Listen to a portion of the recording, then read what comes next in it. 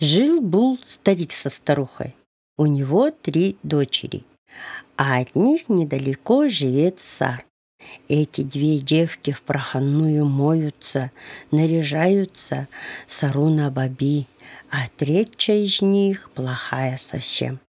Мулищ, и пошли все 3 сестры. Идут, видят, человек молоко переливает. Пришли этому человеку.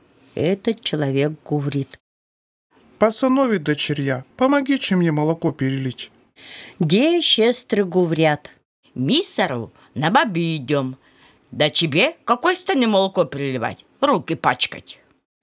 А 3-я помогла ему перелить молоко. Пошли дальше. Видят, человек ссору да кумыс переливает. «Пасанові, дочерья, пособиче перелить ссору да кумыс». «Миссару на баби идем. Да тебе какой станем ссору да кумыс переливать?» А 3-я сестра к нему и помогла. Пошла дальше. Видят, человек в болоте тонет. По сыновьим дочерям говорит: «Выдерните да из болота». «Миссару на баби идем. Да тебя какой станем выдергивать?» А 3-я сестра, эта плохая, выдернула его. Дал он к ней 3 прута: менной, оловянной, железной.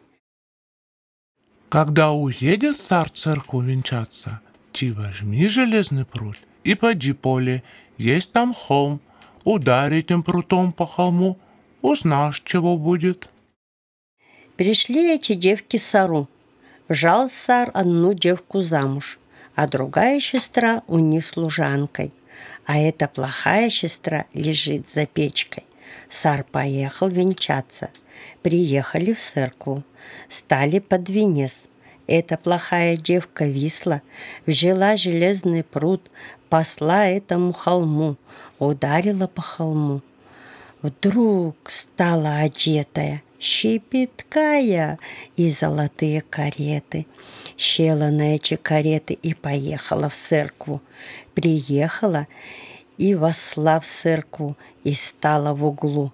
Все люди засмотрелись, и царь засмотрелся, и венчание прекратили, отложили до утра. Эта девка висла наперед, села на кареты и уехала. Кареты потерялись. Сама девка стала такая же плохая.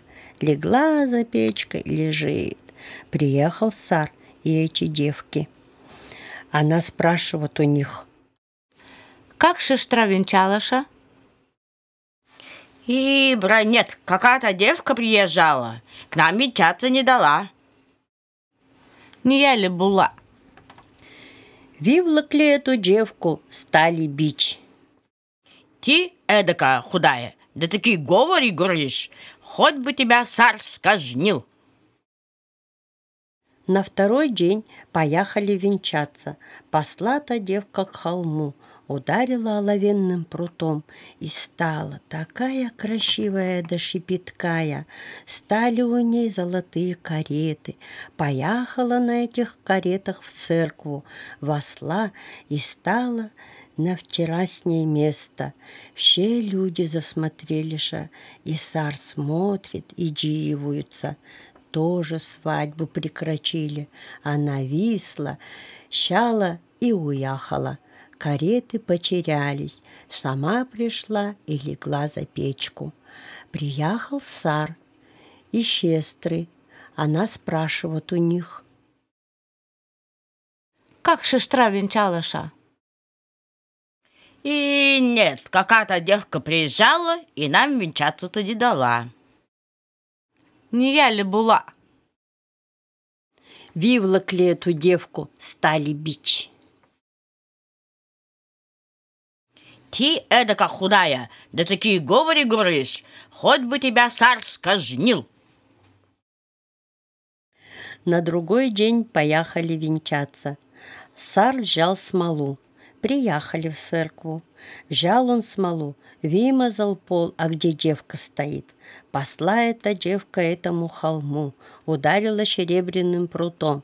Стала красивая, стали золотые кареты, шала и поехала. Приехала в церкву, восла и стала на вчерашнее место. Царь как увидел и побежал к этой девке. Девка выскочила, и башмак прильнул к этой смоле и остался тутака. Царь взял башмак и говорит: чья нога подойдет от этого башмака, то и замуж возьму. Стал этот башмак возить по всем городам и каждой девке надевать на ногу. Никому не пригодился. Кому большой, кому не выходит. Царь задумался. И Аннезду ходил по всей комнате и увидел девку эту за печкой, выволок ту девку. Не это ли девка? А те девки кричат: Не хватай, заморашься она, худая. выволок царь эту девку, стал одевать башмак. Надел, тут как тут было. Значит, это моя суженая. Завтра будем венчаться. Утром встали, поехали венчаться. Она к нему говорит: Ты поедь, а я буду сзади. Царь уехал. Она посла этому холму, ударила серебряным прутом и стала такая красивая, щепеткая. Стали золотые кареты и поехала в церкву. Стали венчаться. Обвенчались, приехали домой, стали играть свадьбу. 12 суток без пробуду. Нищие, бедные бочками катили.